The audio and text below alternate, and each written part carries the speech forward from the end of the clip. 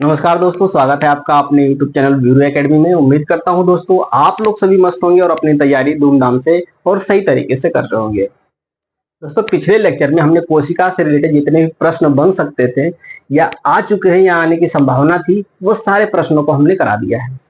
आज हम एक नया टॉपिक लेके चलेंगे जिसका नाम है सेंसरी ऑर्गन या सेंस ऑर्गन। हिंदी में बात करें तो उसको कहते हैं ज्ञान इंद्रिय। क्या बोलते हैं? ज्ञान इंद्रिय। ध्यान देना दोस्तों, यहाँ पे लिख देता हूं।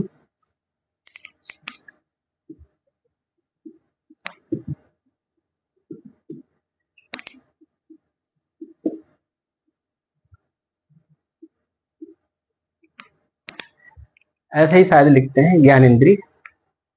एक बार देख लेना, ज्ञान इंद्रिय। हाँ, ठीक है। तो सेंस ऑर्गन यानी ज्ञान इंद्रिय के बारे में आज हम जानेंगे। दोस्तों, हमारे वातावरण में या सोसाइटी में या समाज में जो कुछ भी हम देख पा रहे हैं, सुन पा रहे हैं या महसूस कर पा रहे हैं, वो अपने ज्ञान इंद्रियों की सहायता से कर पा रहे हैं। अब बात करें हमारे बॉडी में कितनी ज्ञान इंद्रियां हैं, उनके बारे में। सबसे पहली ज्ञान इंद्रिय की बात करें तो हमारी आंख हो जाएगी। आंख से हम देख करके ये पता लगा सकते हैं कि कलर कैसा है, घर की डिजाइनिंग कैसी है, फल का रंग कैसा है, ठीक है, आसमान का कलर कैसा है, इंसान का कलर कैसा है या इंसान की ड्रेस का कलर कैसा है। तो ये सारी चीजें हम देख कर बताएंगे। इसी वजह से पहली जो सेंसरी ऑर्गन होता है, ज्ञानेंद्रिय होती है, वह होती है आंख। क्लियर? अब बात कर लेते हैं नाक की। नाक भी हमारा दूसरी ज्ञान इंद्रिय होती है। वह सुगंध और दुर्गंध को सूंघ करके बता सकती है कि यह चीज फ्रेश है कि यह चीज सड़ी हुई है। तो नाक भी हमारा एक ज्ञान इंद्रिय है। तो दो ज्ञान इंद्रिय आपने जान लिया, पहला आंख, दूसरा नाक। तीसरी ज्ञान इंद्रिय है हमारी जीभ। हमारी क्या, आपकी भी जीभ हो सकती है, किसी भी जानवर की जीभ हो सकती है। इसका काम होता है टेस्ट करके बताना कि जो खाने वाला जो चीज वो खा रहा है वो टेस्टी है या टेस्टी नहीं है। ठीक है दोस्तों, तो जीभ के बारे में आपने जान लिया। अलग एक और ज्ञान इंद्रिय है जिसका नाम है त्वचा। यह सबसे बड़ी शरीर की ऑर्गन भी है यानी अंग भी है और एक ज्ञान इंद्रिय भी है। कोई चीज गर्म है या ठंडा है, इस चीज का अनुभव कौन करता है? हमारी त्वचा करता है। बाहर का वातावरण गर्म है या ठंडा है, इस चीज का पता कौन लगाता है? हमारी स्किन लगाती है। तो पहला आंख, दूसरा नाक, तीसरा जीभ और चौथा स्किन। पांचवा जो ज्ञान इंद्रिय है उसका नाम है कान। कान से हम किसी चीज को सुन करके प्रॉपर तरीके से यह पता लगा लेते हैं कि सामने वाला क्या कहना चाह रहा है या उसके कहने का मतलब क्या है या टोन क्या है। यदि आप सुन नहीं पाएंगे या कोई व्यक्ति यदि सुन नहीं पाएगा तो वो प्रॉपर तरीके से कम्युनिकेशन नहीं कर पाएगा। इस वजह से कान जो होता है वह भी एक प्रकार का सेंस ऑर्गन है या ज्ञानेंद्रिय है। तो मोटा मोटी आपने जान लिया जो पांच ज्ञानेंद्रिय हमारे शरीर में पाई जाती है, हमारी बॉडी में पाई जाती है, वो कौन कौन सी है। चलिए अब जान लेते हैं बारी बारी से एक एक ज्ञानेंद्रियों के बारे में। सबसे पहले जानते हैं आंख। आंख को क्या कहते हैं? आई कहते हैं। इसको मिटा देता हूं, इसको मिटा देता हूं। हम सबसे पहले जानेंगे आई।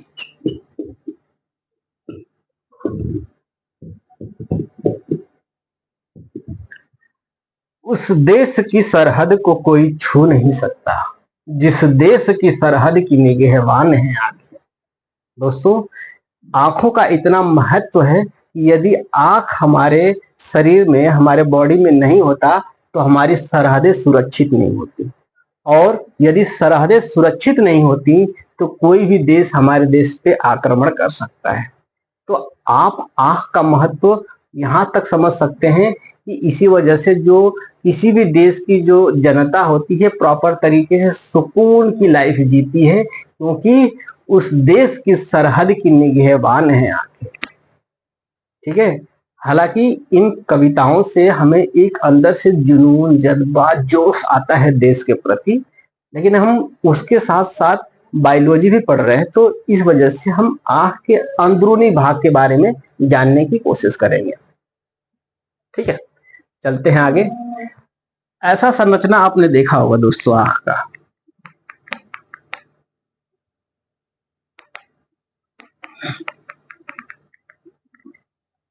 ये आंख के ऊपर वाला भाग है। घबराओ नहीं, अब इतना जल्दी नहीं घबराते हैं।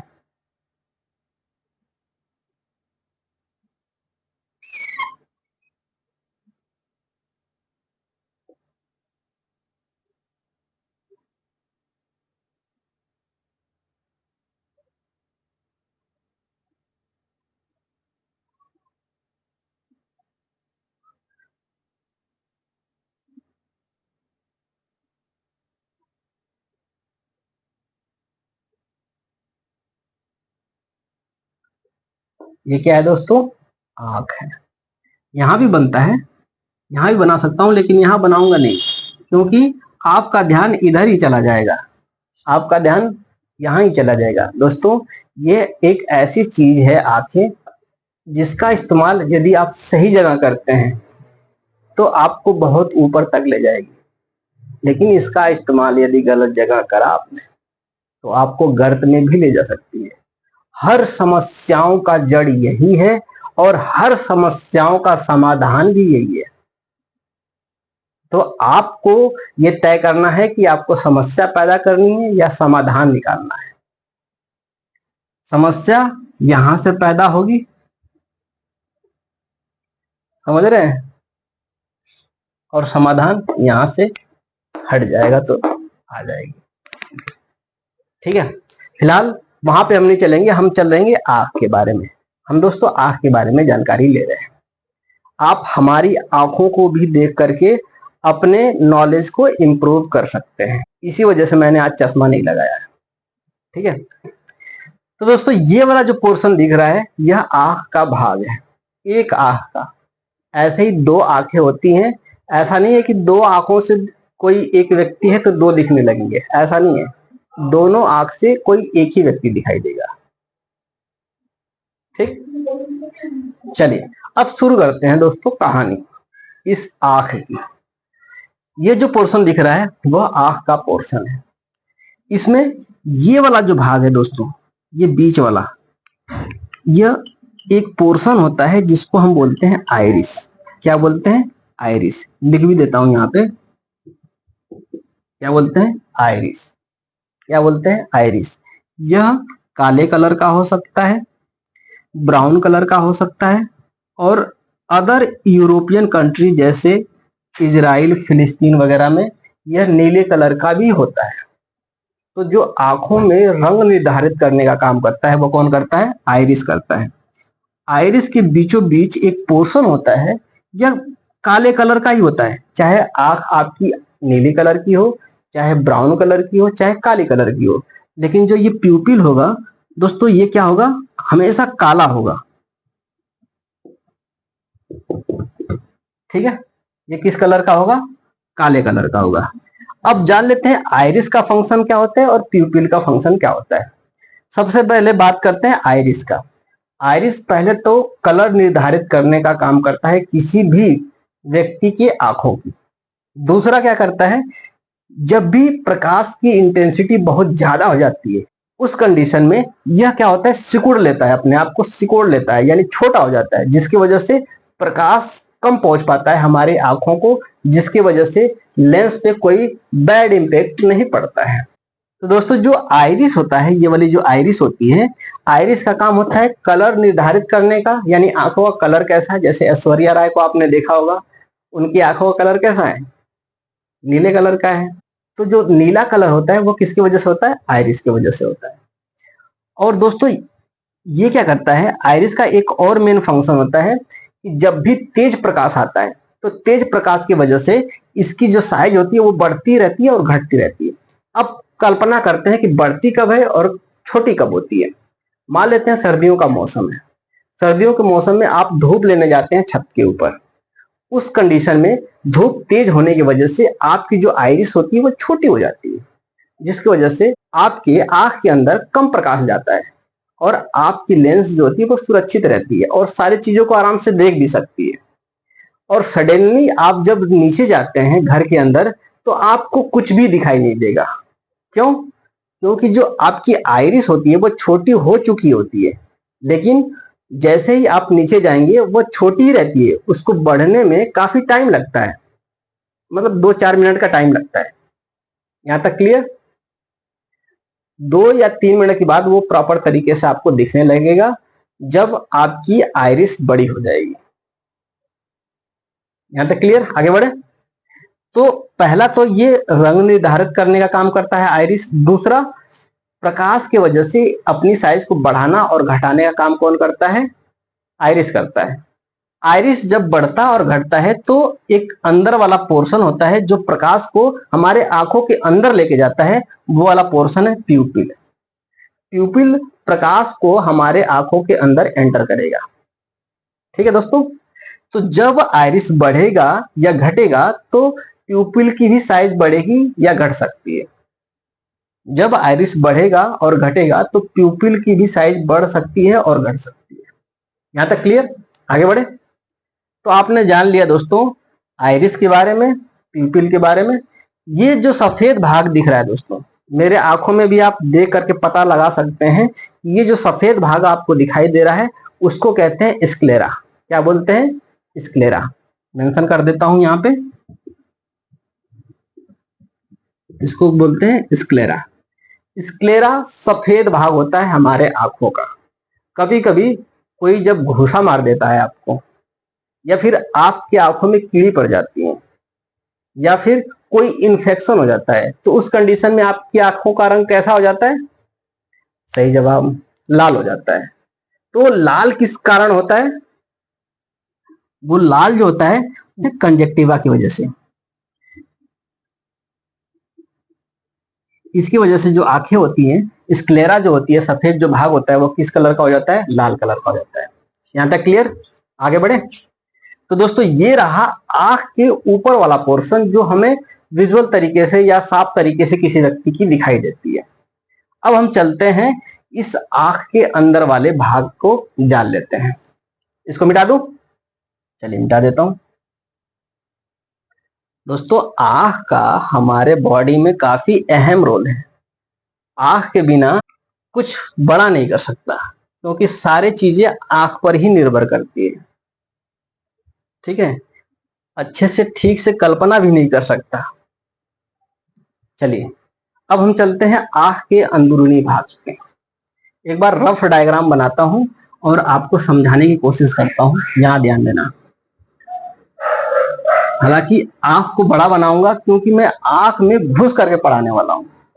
ध्यान देना। ये रहा आपकी आंख, दिखाई दे रही है? Very good. दोस्तों वहां पे एक चीज बताना मैं भूल गया आपको। हमारे आंखों के ऊपर एक ट्रांसपेरेंट मेम्ब्रेन होती है जिसको हम बोलते हैं कार्निया। जब कोई व्यक्ति किसी पेशेंट को आंख डोनेट करता है तो वह कौन सा भाग डोनेट करता है? इसी कार्निया को डोनेट करता है। इसी कार्निया को वह दान करता है। ठीक है? तो सबसे ऊपर वाला भाग हो गया कार्निया। क्या कहते हैं? कार्निया। क्लियर है? क्या कहते हैं? कार्निया। ध्यान देना, बिल्कुल आंखों के अंदर घुस के पढ़ाऊंगा। ये तो ट्रांसपेरेंट मेम्ब्रेन हो गया जिसको क्या बोलेंगे? कार्निया।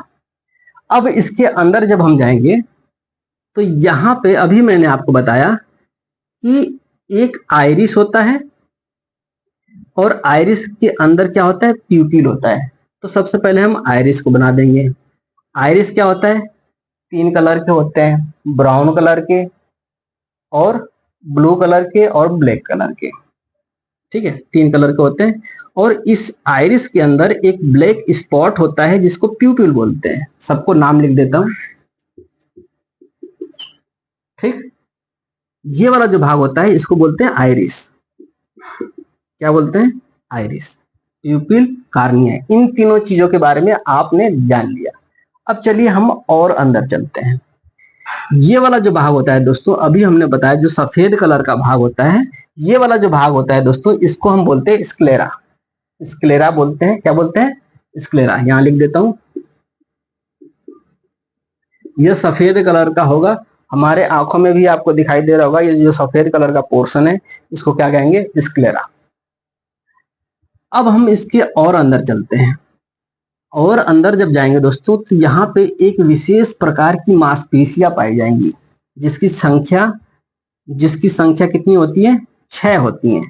इन विशेष प्रकार की मांसपेशियों की संख्या कितनी होती है, 6 होती है। और ये किसको पकड़ के रखती हैं, हमारे आंख के अंदर जो लेंस होता है इनको पकड़ के रखती हैं। चलिए अब हम जान लेते हैं दोस्तों, ये जो विशेष प्रकार की मांसपेशियां हैं इनका नाम क्या है। इनको कहते हैं सिलियरी मसल्स।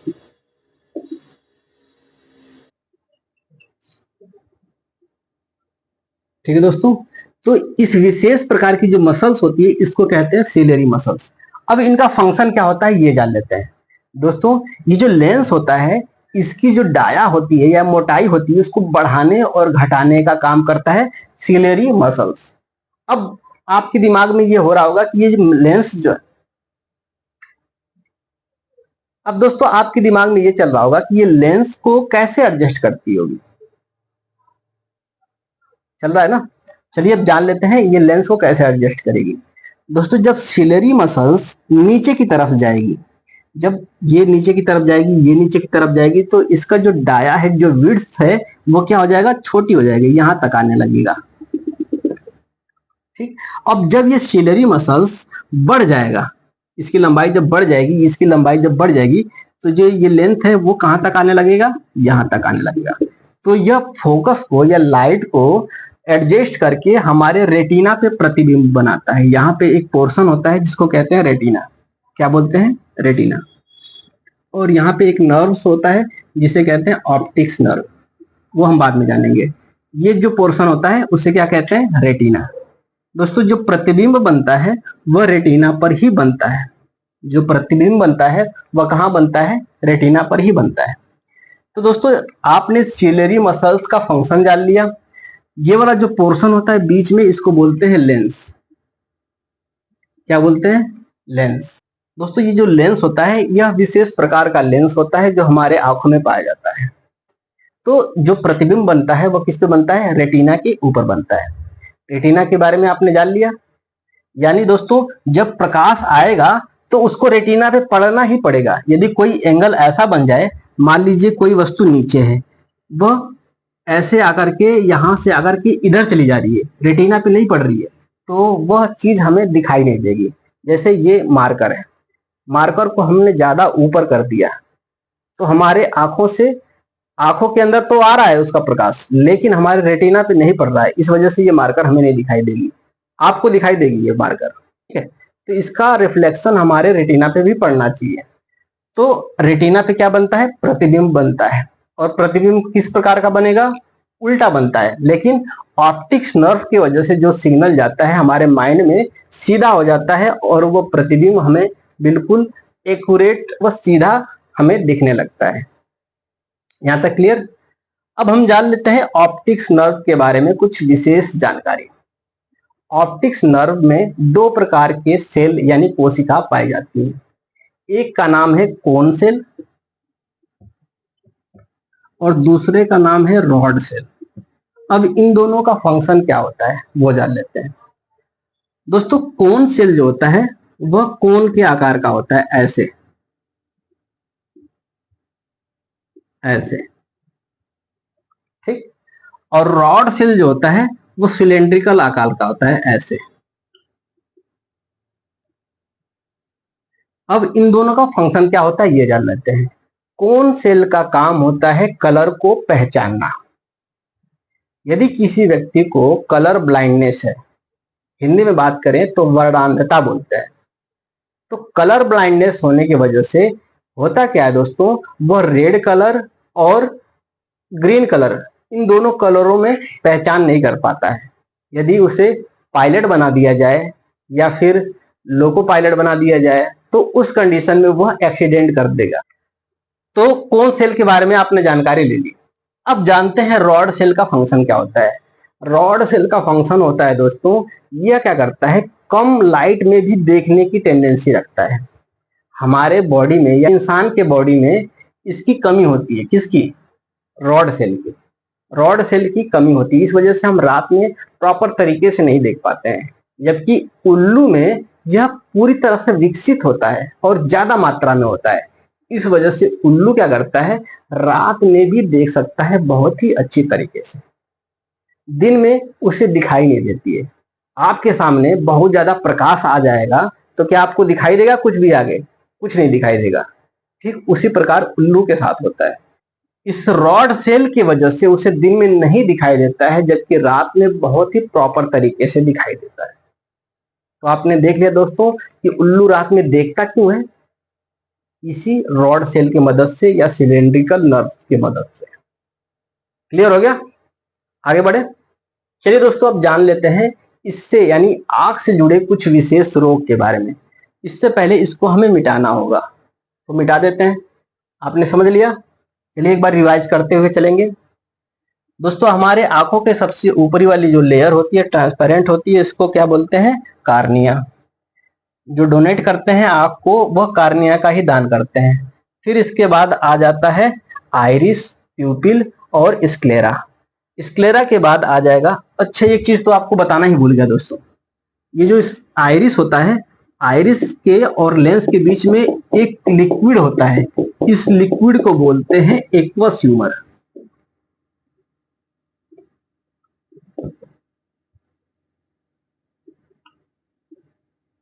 एक्वस ह्यूमर, इसको क्या बोलेंगे? Aqueous humour. और लेंस और कॉर्निया के बीच में जो फ्लूइड भरा रहता है उसको क्या बोलते हैं? Vitreous humour. क्या बोलते हैं?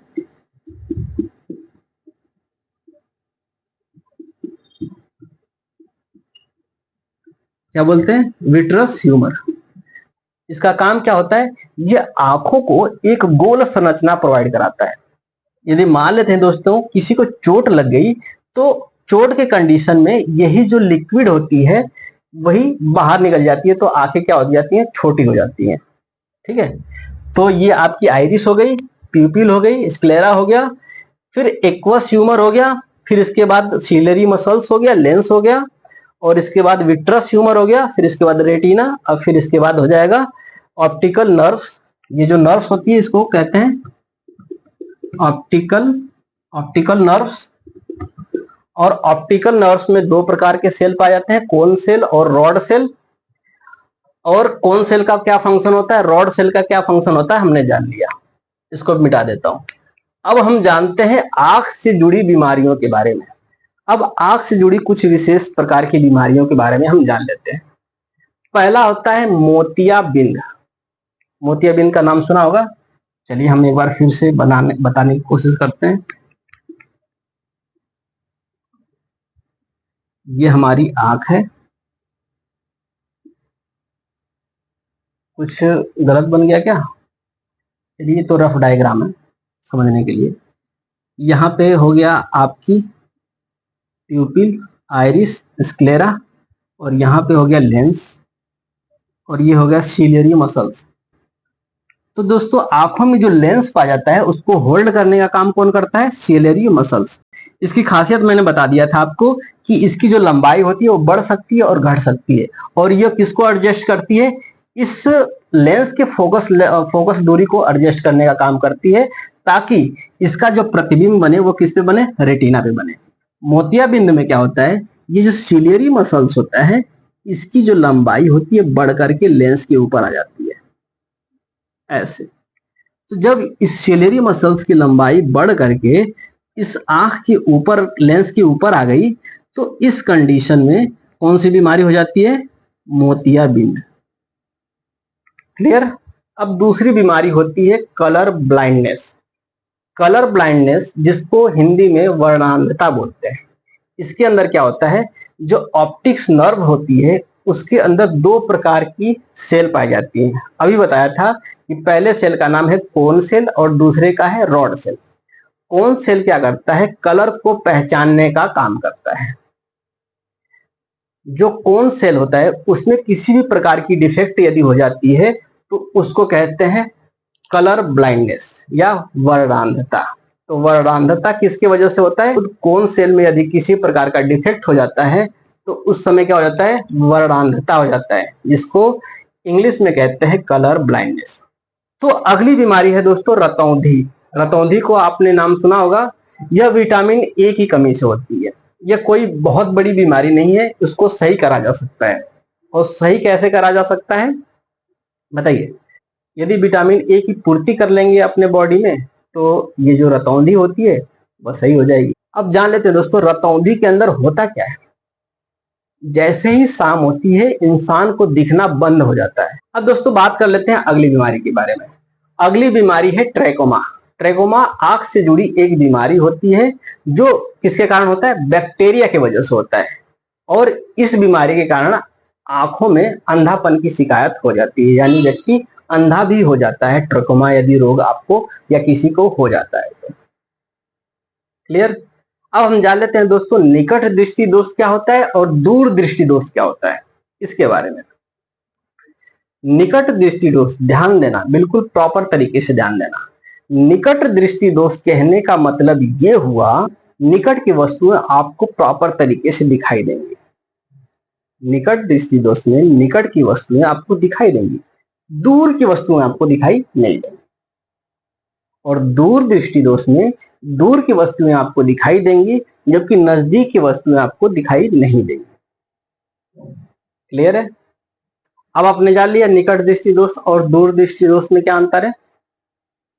देखिए निकट दृष्टि दोष में निकट की वस्तुएं दिखाई देती हैं और दूर की वस्तुएं दिखाई नहीं देती हैं। अब मान लेते हैं यहाँ पे किसी व्यक्ति को निकट दृष्टि दोष है। कौन सा दोष है? निकट दृष्टि दोष। उस कंडीशन में निकट की वस्तुएं तो क्या होगी? निकट की वस्तुएं दिखाई देगी, दिखाई देगी और दूर की वस्तुएं दिखाई नहीं देगी। उस कंडीशन में क्या होता है? जब दूर की वस्तुएं दिखाई नहीं देगी तो आपको और आगे की तरफ झुकना पड़ता है। जैसे जो प्रतिबिंब होता है रेटिना से पहले ही बन जाता है। कहां बन जाता है? रेटिना से पहले ही बन जाता है। होता क्या है दोस्तों, ध्यान देना, बिल्कुल मेरी तरफ ध्यान देना। मान लीजिए कि कोई ये वस्तु है और मैं इसे प्रॉपरली तरीके से नजदीक से देख पा रहा हूं। यदि कोई वस्तु दूर है तो मैं तो पहले ऐसे अपने आंख को फैलाऊंगा और फिर थोड़ा सा झुकूंगा, है क्या? दिखाई नहीं दे रहा है, क्या है वो? तो हमने क्या करा दोस्तों, ये जो कार्निया था जो पीछे था उसको हमने क्या करा? आगे की तरफ लाया। क्यों? क्योंकि जो प्रतिबिंब बन रही थी वो रेटिना से पहले ही बन जा रही थी।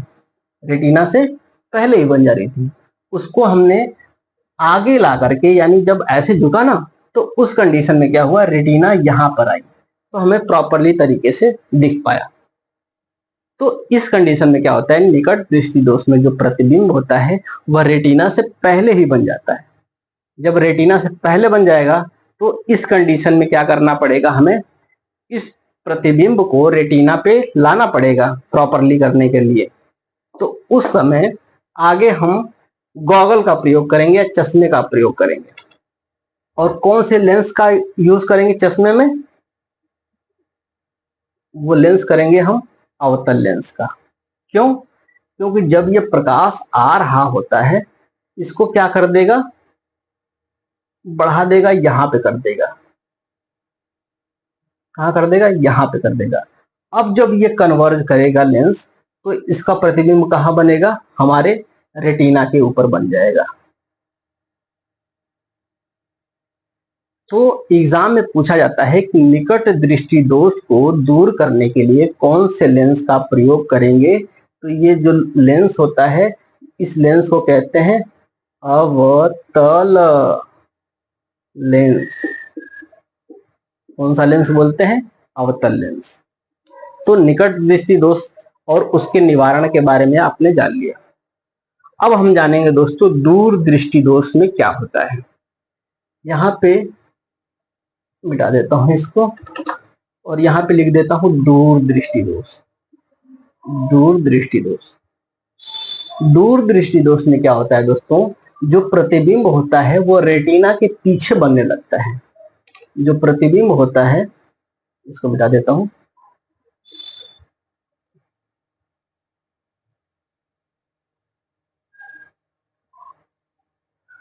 जो दूर दृष्टि दोष में क्या होता है दोस्तों, जो ध्यान से देना, ध्यान से देखना, ये रेटिना है अपना, ये रेटिना है। तो दूर दृष्टि दोष में क्या होता है, जो प्रतिबिंब होता है वह रेटिना से पीछे बनने लगता है। कहाँ बनने लगता है, यहाँ पे बनने लगता है। तो होता क्या है, एग्जाम्पल मैं बता रहा हूं। मान लीजिए कि मुझे दूर दृष्टि दोष हो गया है, यानी दूर की वस्तु हमें दिखाई देगी, नजदीक की वस्तु हमें दिखाई नहीं देगी। तो मान लीजिए ये कोई वस्तु है दूर की, ये प्रॉपरली तरीके से मैं देख पा रहा हूँ, दूर दृष्टि दोष में कह रहा हूँ। नजदीक की कोई वस्तु आ गई तो ये हमें प्रॉपरली तरीके से नहीं दिखाई देगी। क्यों? क्योंकि जो प्रतिबिंब बना है वो रेटिना से पीछे बना है।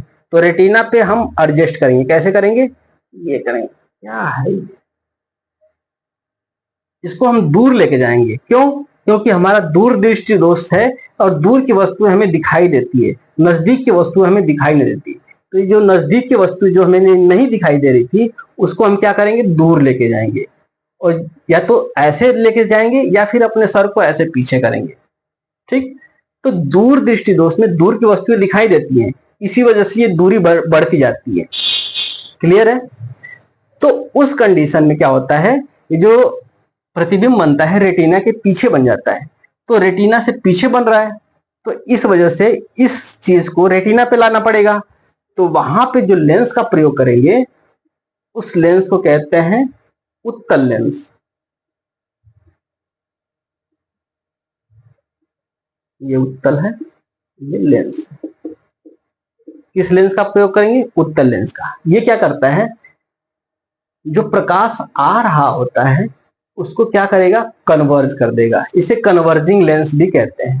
क्या कहते हैं, कन्वर्जिंग लेंस। अब ये प्रकाश को कन्वर्ज करा यहाँ पे, और ये फिर आंखों के अंदर जो लेंस मौजूद है, ये भी एक प्रकार का कॉन्वेक्स लेंस है, यानी हिंदी में बात करें तो उत्तल लेंस इसे कहते हैं।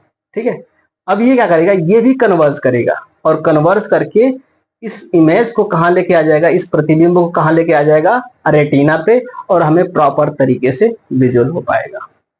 तो दोस्तों, आपने एक ज्ञान इंद्रिय के बारे में पूरी तरह से जानकारी ले ली है, जिसका नाम है आंख। तो दोस्तों, आज का लेक्चर यहीं समाप्त करते हैं। मिलेंगे कल नए उमंग, नए तरंग और नए जोश के साथ। तब तक के लिए जय